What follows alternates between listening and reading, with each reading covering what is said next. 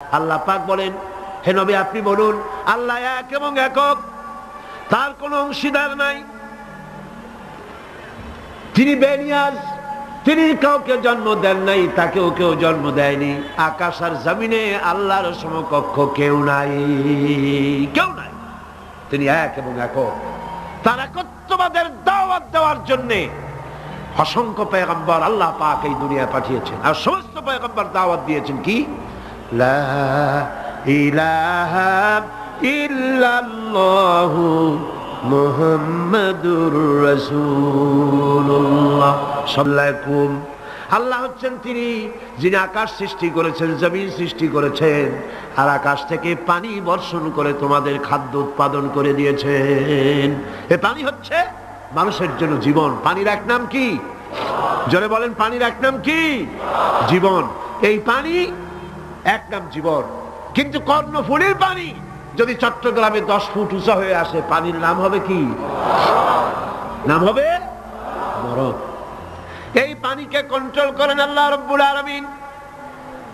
আল্লাহ যদি ইচ্ছে করেন বেশি করে পানি দিয়া পুরা এলাকা ডুবাই দিতে পারেন, আবার ইচ্ছে করলে পানির ভিতরে মানুষ বাঁচাই দিতে পারেন, আগুনের মধ্যে মানুষ বাঁচাইতে পারেন। সমস্ত ক্ষমতা হচ্ছে, কর্তৃত্ব কেবলমাত্র আল্লাহ পাকের। কর্তৃত্ব কার?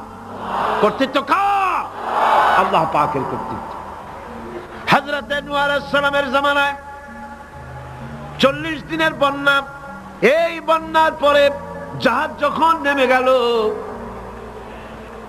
তখন তিনি মনে মনে ভাবলেন, আমি তো জোড়ায় জোড়ায় করে সমস্ত প্রাণীগুলি আর মানুষগুলি, কিছু কিছু মানুষ যারা ঈমান এনেছিল তাদের জাহাজে উঠাইছে, কিন্তু একটি বুড়ি আমার উপরে ঈমান এনেছিল আর আমি তার ওয়াদা করেছিলাম সাথে করে নিয়ে যাব, আমি তো তার কথা ভুলে গিয়েছি। অনুশোচনা এলো। জাহাজ থেকে নেমে চতুর্দিকে লক্ষ্য করলেন, মানুষ নাই, জনপদ নাই, সব শেষ হয়ে গেছে। পাহাড় পর্বত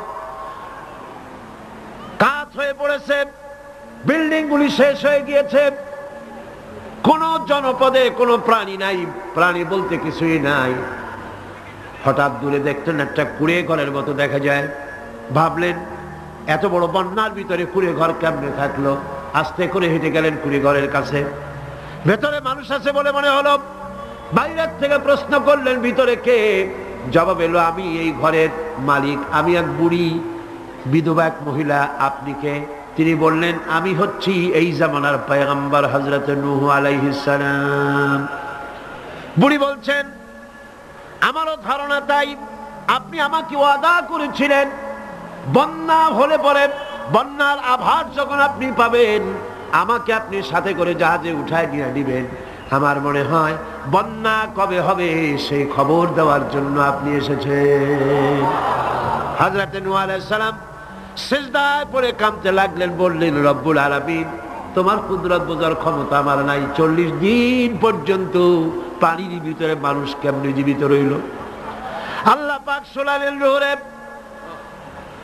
বিপদ যখন এলো, তুমি তোমার উম্মতকে ভুলে যেতে পেরেছো, ভুলে গিয়েছো, কিন্তু আমি রব্বুল আলামিন রহমানুর রহিম, আমি আমার বান্দিরে ভুলি নাই। পানির স্রষ্টা আল্লাহ, পানির ভিতরে তিনি বাঁচাতে পারেন, আবার তিনি আগুনের ভিতরে বাঁচাতে পারেন, সব কিছু করতে পারেন। সমস্ত ক্ষমতা আল্লাহ পাকের। সমস্ত ক্ষমতা কার? আরো জোরে বলেন, কার? আল্লাহ পাক বলেন, এভাবে করে আমি আকাশ সৃষ্টি করেছি, জমিন সৃষ্টি করেছি, বৃষ্টি দিয়েছি, আর চন্দ্র সূর্য তৈরি করেছি, তারপরে আমি তোমাদেরকে নিয়ামত দিয়ে ভরে দিয়েছি। ওয়া ইন তাউদ্দু নি'মাতাল্লাহি লা তুহসুহা। আমার নিয়ামত যদি গণনা করো, গুনে গুনে আমার নিয়ামত শেষ করতে পারবে না। সুবহানাল্লাহ। হাদা খালকুল্লাহি ফাআরুনি মাযা খালাকাল্লাযীনা মিন দুনি। এ হচ্ছে আল্লাহর সৃষ্টি, আর আল্লাহ বাদে অন্যরা কি সৃষ্টি করেছে দেখাও। যদি ক্ষমতা থাকে দেখাও কি সৃষ্টি করেছে অন্যরা। আছে কিছু? আছে কিছু? সমস্ত সৃষ্টির মালিক কে? আরো জোরে বলেন কে? সব কিছুর স্রষ্টা হচ্ছেন আল্লাহ পাক। ওই আকাশের মালিক কে? চিল্লায় বলেন জোরে সোরে, আকাশের মালিক কে? বাতাসের মালিক কে? চন্দ্র সূর্যের মালিক কে? পৃথিবীর মালিক কে? গোটা সৃষ্টি জগতের মালিক কে? সবকিছুর মালিক যিনি, তিনি বলছেন এগুলি সব আমি সৃষ্টি করেছি। ফারুনি মাযা খালাকাল্লাযীনা মিন দুনি, আমি ছাড়া অন্যরা কে কি তৈরি করেছে দেখাও। আল্লাহ রাব্বুল আলামিন এভাবে করে মানুষের জন্য সবকিছু সৃষ্টি করেছেন। তার খাবারের ব্যবস্থা করেছেন, পড়ার ব্যবস্থা করেছেন, গাছপালা তৈরি করেছেন, পানি তৈরি করেছেন, সব ব্যবস্থা করে দিয়েছেন। এমনকি শীতকালে পিঠা খাবেন, রসের ব্যবস্থাও করে দিয়েছেন। চট্টগ্রামের রস আছে না? কি গাছের রস? খেজুর গাছের রস। এই খেজুর গাছের গোড়া খুঁজতে খুঁজতে 5 মাইল নিচেও যদি চলে যান, খেজুর গাছের মাথায় যেমন রস পাওয়া যায়, খেজুর গাছের 5 মাইল নিচে কি ওরকম এক ফোঁটা পানি পাওয়া যাবে? খেজুর গাছের ভিতরেও কি তেমন পাওয়া যাবে? ঠিক জায়গা মতো কাটলে যেমন রস পাওয়া যাবে, অন্য জায়গায় পাওয়া যাবে না। আবার খেজুর গাছের পাশে একটা নিম গাছ আছে, কিয়ামত পর্যন্ত নিম গাছ গিয়া শোষেন। মিষ্টি লাগবে? কি লাগবে?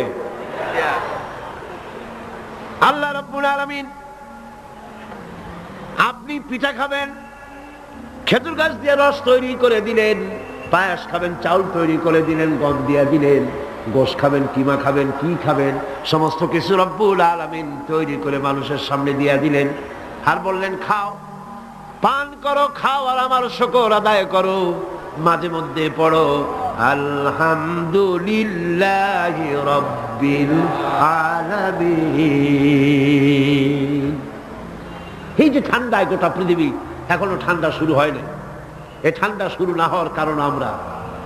এটা কারণ কারা? আমরাই। গ্লোবাল ক্লাইমেটের চেঞ্জ এসেছে, গোটা দুনিয়া আবহাওয়ার পরিবর্তন হয়ে গিয়েছে। শীতের সময় শীত নাই, গরমের সময় গরম নাই। এটা কি খুব ভালো? এটা কি? এটা রোগ ব্যাধি বেশি হওয়ার লক্ষণ। শীত যখন আসে, এত প্রচন্ড শীত, গোটা পৃথিবী যত এসি আছে, সমস্ত শক্তিশালী এসি প্লান্ট একযোগে যদি ছেড়ে দেওয়া হয়, আল্লাহ শীতকালে শীত দেন, তার সহস্র কোটি কোটি ভাগের 1 ভাগের শীতও কি পৃথিবীর মানুষ তার যন্ত্রপাতি দিয়ে তৈরি করতে পারবে? পারবে। সূর্য দিয়ে প্রতি মুহূর্তে আল্লাহ পাক যে তাপ দেন, গোটা বিশ্বের সমস্ত আগুন একসঙ্গে যদি জ্বালানো হয়, সেই তাপ কি তৈরি করা সম্ভব হবে? হবে না। আল্লাহ রাব্বুল আলামিন মানুষের কল্যাণের জন্য মানুষের যা কিছু প্রয়োজন সবকিছু একটা একটা করে এভাবে তৈরি করে মানুষের সামনে সবকিছু দিয়ে দিয়েছেন এবং প্রয়োজন মিটিয়ে দিয়েছেন। যার যা প্রয়োজন তা তিনি মিটিয়ে দিয়েছেন। আমাদের দেশে, আমার দেশের বাঘ, আমার দেশের হরিণ, আমার দেশের কুকুর, তাদের গায়ে তারা যে ধরনের ইউরোপ আমেরিকার শীত প্রধান দেশের পশুগুলি এরকমের না। তার মানে হলো আমার দেশ শীত প্রধান নয়, ছোট্ট ছোট্ট পশম হলে চলে, কিন্তু শীত প্রধান দেশের কুকুরগুলি, বাঘ এবং সিংহ যেগুলি জঙ্গলে থাকে, তাদের গায়ে এমন লম্বা লম্বা পশম দিয়ে আল্লাহ চামড়া বানায় দিয়েছেন, যা দিয়ে তার সম্পূর্ণ শরীরটা ঢেকে যেতেছে। স্থায়ী কম্বলের ব্যবস্থা রব্বুল আলামিন করে দিয়েছেন। কে দিয়েছেন? আল্লাহ পাক দিয়েছেন। এবং সেই চামড়া দিয়ে, সে চামড়া যেন আপনি ব্যবহার করতে পারেন, সেজন্য আল্লাহ পাক আপনার জন্য সুন্দর করে সেই চামড়া দিয়ে কাপড় চোপড় তৈরি করার, জামা ব্যবহার করার সব ব্যবস্থা আল্লাহ করে দিয়েছে। কম্বল তৈরি করার ব্যবস্থা করে দিয়েছে। আল্লাহ পাক যা খুশি তাই করতে পারেন। কোরআন বলতেছে ফাআলুল লিমা ইউরিদ, যা খুশি তাই তিনি করেন। লা ইউসআলু আম্মা ইয়াফআলু ওয়া হুম ইউসআলুন, তিনি যা করেন সেজন্য কারো কাছে তাকে কৈফিয়ত দিতে হয় না, বরং গোটা বিশ্ব আল্লাহর কাছে কৈফিয়ত দিতে বাধ্য। সমস্ত বিশ্ব কৈফিয়ত দিতে কার কাছে বাধ্য? আল্লাহ পাকের কাছে কৈফিয়ত দিতে বাধ্য। প্রচন্ড শক্তির মালিক। মানুষেরা বোঝে না, ক্ষমতা যখন আসে তখন চতুর্দিকে দেখে ক্ষমতার ক্ষমতা, কি যে করবে দিশা করতে পারে না। জীবন ক্ষমতায় টিকে থাকার জন্য সর্বাত্মক প্রচেষ্টা চালায়। দেশ যখন পাইছি আর ছাড়বো না, ঠিক কিনা? এই চেষ্টা চালায়। কিন্তু আল্লাহ পাকের মূল ক্ষমতা তো আল্লাহর হাতে। আল্লাহ পাক ক্ষমতা দিয়ে বলেন লিনানজুরাকুম কাইফা তা'মালুন, ক্ষমতা দিয়ে তাকায় থাকি তোমার আমলটা কি হয় তা দেখার জন্য, তুমি করোটা কি সেইটা দেখার জন্য আমি দেখি। লিনানজুরাকুম কাইফা তা'মালুন। মানুষ ক্ষমতা হাতে পায়, অত্যাচারের স্টিম রোলার চালায়, আল্লাহ দেখতে থাকেন। আর আল্লাহ যখন অ্যাকশন নেন, সেই অ্যাকশন থেকে তাকে কেউ বাঁচাইতে পারে না। প্রচন্ড ক্ষমতার মালিক, রাতকে দিন বানাতে পারেন, দিনকে রাত বানাতে পারেন, আমিরকে ফকির বানাতে পারেন, ফকিরকে আমির বানায় দিতে পারেন, রাস্তার লোক ধরে নিয়ে প্রেসিডেন্ট বানায় দিতে পারেন, আবার নারাজ হলে পরে জুতার মালা দিয়া জেলখানায় ঢুকাইয়া দিতে পারেন। ক্ষমতায় থাকাকালীন ফুলের মালা এত বেশি পায়, ফুলের মালায় গলা ভরে যায়। গাবতলীর কোরবানির হাতেও এত মালা পায় না। এত মালা গলায় দিয়া আনন্দে ফুর্তিতে মারতে থাকে। আমার বন্ধুগণ মনে রাখেন, ফুলের মালায় আত্মহারা হয়েও না যারা ক্ষমতায় থাকো। এই ফুলের মালা আর ফাঁসির রশি একেবারেই পাশাপাশি। ফুলের মালা থেকে ফুলগুলি ঝরে পড়লেই ওই রশিটাই ফাঁসি হওয়ার জন্য যথেষ্ট, ঠিক কিনা? মানুষ বোঝে না, বোঝে না। আল্লাহ বলেন আমি তাকায় থাকি, দেখি কি করো, তোমার আমলটা কেমন হয়। ক্ষমতার মালিক আল্লাহ, দেওয়ার মালিক আল্লাহ। আর যখন নারাজ হয়ে যান, এক থাপ্পড় মেরে ক্ষমতা ছিনায় নিয়ে যান। পারেন কিনা? পারেন কিনা? ইতিহাস সাক্ষী। কিন্তু ইতিহাসের সবচেয়ে বড় শিক্ষা যে মানুষেরা ইতিহাস থেকে শিক্ষা গ্রহণ করে না। জগৎ जी लगाने के लिए ये दुनिया नहीं है, जगह जी लगाने के लिए ये दुनिया नहीं है, ये इबरत की जा है तमाशा नहीं है। पृथ्वी खेल तमाशा করার জায়গা না। ইতিহাস থেকে শিক্ষা নাও, পূর্বপুরুষদের দিকে তাকাও। আল্লাহ দ্বীনের কর্মীদের উপরে আঘাত লাগাবার কারণে বংশ শুদ্ধ আল্লাহ সাফ করে দিয়েছেন। দেন নাই? সে আল্লাহ আছে না নাই? চিল্লায় কোন আছে না নাই? সে আল্লাহ পাক আছে। সে আল্লাহকে ভয় করে। ইত্তাকিল্লাহ, সে আল্লাহকে ভয় করে। আল্লাহ পাক ইচ্ছে করলে ক্ষমতা দিতে পারেন, ইচ্ছে করলে ক্ষমতা ছিনায়ও নিতে। সে আল্লাহ রাব্বুল আলামিন ক্ষমতা দেওয়ার মালিক, ক্ষমতা ছিনিয়ে নেওয়ার মালিক, হায়াতের মালিক, মওতের মালিক। সবাই বলুন হায়াতের মালিক কে? মওতের মালিক কে? খাবারের মালিক কে? হাসাবার মালিক কে? কাঁদাবার মালিক কে? সব কিছুর মালিক কে? আল্লাহ রাব্বুল আলামিন। ইন্নাল্লাহা আলা কুল্লি শাইইন কাদির। সব কিছুই উপরে তিনি ক্ষমতাবান, যা খুশি তাই তিনি করেন। এ হচ্ছে আল্লাহর সৃষ্টি। সবকিছু আল্লাহ সৃষ্টি করেছেন। বরং কাফের বেঈমান যারা অস্বীকার করে আল্লাহ রাব্বুল আলামিন, সেই মানুষেরাই বুঝতে পারে না। বরং মানুষ যা কিছু তৈরি করেছে তা সবই আল্লাহর বানানো জিনিস, তার থেকেই করেছে, কথাটা বুঝে আসে না। মানুষ না বুঝেই বিজ্ঞানকে সবকিছুর প্রশংসা বিজ্ঞানের জন্য করে, বিজ্ঞানের জন্যই প্রশংসা অস্থির হয়ে যায়।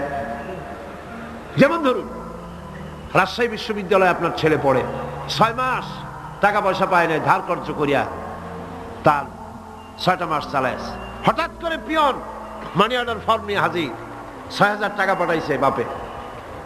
টাকাগুলি নিয়ে সই করে পিয়নের কদমবুসি করে যে বাবাজি এতদিন পরে টাকা নিয়ে আসছেন, আপনার প্রতি আল্লাহ রহম করুন। এটা বুদ্ধিমান না বেকুব? বুদ্ধিমান না বেকুব? আরে বেটা, পিয়ন কি তোর বাজান? টাকাকে পাঠিয়েছে? বাবা পাঠিয়েছে, প্রশংসা তার কর। বিজ্ঞানীরা প্লেন বানিয়েছে, বিজ্ঞানীরা গাড়ি বানিয়েছে, বিজ্ঞানীরা কম্পিউটার তৈরি করেছে, প্রশংসা করো সেই আল্লাহর, যে আল্লাহ রাব্বুল আলামিন বিজ্ঞানীর মাথায় এই বুদ্ধি দিয়েছে। প্রশংসা কার? আল্লাহ পাকের প্রশংসা করতে হবে। হাযা খালকুল্লাহ, যা কিছু আল্লাহ বলছেন এ সব কিছু আল্লাহর সৃষ্টি, মানুষ কিছুই সৃষ্টি করেনি, শুধু আল্লাহর সৃষ্টি দিয়ে জোড়াতালি দিয়ে বানিয়েছে, ঠিক না? আল্লাহর বানানো জিনিস দিয়ে জোড়াতালি দেওয়া হয়েছে। আল্লাহ পাকের সৃষ্টি তো দূরের কথা, আল্লাহকেই মানতে চায় না। কি বলে? বলে আনসিন ইজ নাথিং। শুনছেন কথা? আনসিন ইজ নাথিং, যা দেখা যায় না তা কিছুই না, মানি না। যার রং নাই, রূপ নাই, ধরা যায় না, ছোঁয়া যায় না, অনুভব করা যায় না, তা মানি না। নাউযুবিল্লাহ। এই কথা দিয়ে তারা আল্লাহরে অস্বীকার করতে চায়। অথচ এই ভদ্রলোকেরা মাধ্যাকর্ষণ না দেখেই বিশ্বাস করে মাধ্যাকর্ষণ আছে, ঠিক কিনা? এই ভদ্রলোকেরা বিদ্যুতের শক্তি দেখেই, বিদ্যুৎ কেউ দেখে? আপনারা দেখতেছেন বিদ্যুৎ? বিদ্যুতের শক্তি দেখে বিদ্যুৎকে বিশ্বাস করে। বাতাসের প্রচন্ডতা দেখে বাতাসকে অনুভব করে, বিশ্বাস করে।